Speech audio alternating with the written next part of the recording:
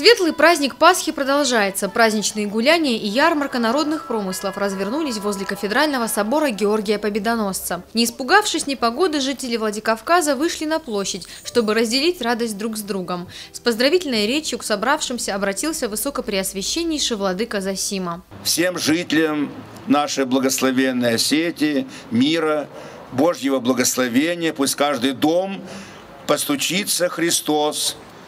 Пусть каждое сердце принесет от мир, и пусть только свет Божий, благодать Божия будет всегда на жизненном пути каждого из нас. Христос воскресе! Хорошее настроение создавали выступления творческих коллективов республики. Участниками праздника стали воспитанники православной гимназии имени Аксуколиева, лицея искусств, Центра развития творчества «Заря», ансамбли «Жемчужинки» и «Калинка». Танцевальный подарок сделал ансамбль «Прометей». Не обошлось в этот день и без народных казачьих песен. Мы в этот светлый праздник Воскресения Христова выступаем здесь, на Соборной площади.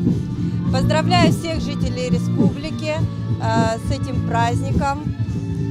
Желаю радости, счастья. Христос воскресе! Чтобы не замерзнуть, можно было попробовать вкусный горячий шоколад, приготовленный по уникальной технологии.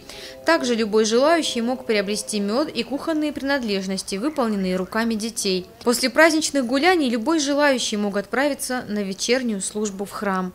Залина Губурова, Михаил Безуглов, Осетия ТВ.